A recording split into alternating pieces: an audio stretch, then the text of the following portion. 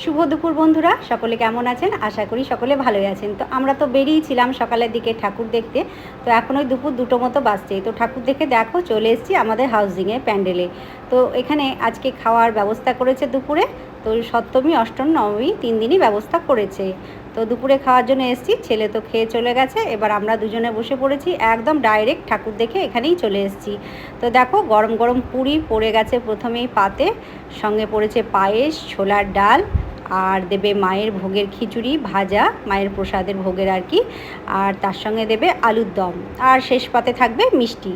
তো দুপুরে লাঞ্চের মেনুটা বেশ ভালোই করেছিল, আর রান্নাটাও খুব সুন্দর ছিল বন্ধুরা। আমাদের হাউজিংয়ের মেম্বার দাদারা সবাই মিলে করেছে। তো বেশ মানে রান্নার লোকে রান্না করেছে, কিন্তু ব্যবস্থাপনা তো দাদারাই করেছেন, খুব ভালো করেছেন। আর সবাই একে একে খাচ্ছে। তো প্রথমে অনেক ব্যাচ খাওয়া হয়ে গেছে, তারপরে আমরা এসেছি, আরও অনেকে আছে তারাও খাওয়া দাওয়া করবে।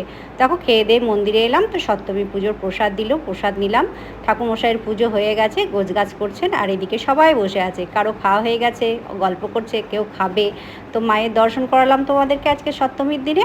তো আমরা তো খেয়ে নিয়েছি, আর দেখো এখানে সবাই বসে গল্প করছে। তো আমি একটু দাঁড়ালাম, কথা বললাম, গল্প করলাম। তারপরে তো বাড়ি যাব, রেস্ট করবো আর কি। হাজব্যান্ড দাঁড়িয়ে আছে বাইরে, ও যাবে, ও তো আবার একটু রেস্ট করে ডিউটি যাবে, ওর তো আবার বিকেলে 4টে থেকে ডিউটি আছে। তো চলো এবার বাড়ি চলে যায়। আর বাইরে প্রচণ্ড রোদ গরম বন্ধুরা, এই রোদে রোদে ঠাকুর দেখে এলাম, তাই ফ্রিজ থেকে বার করে নিলাম আইসক্রিম। তো দেখো আইসক্রিম বার করেছি, এবার একটু আইসক্রিম খেয়ে পেট ঠান্ডা করব। তো তোমরা আজকে সপ্তমীর দিনে কে কী করলে অবশ্যই কমেন্ট করে জানাবে। চলো টাটা, সবাই ভালো থেকো, সুস্থ থেকো।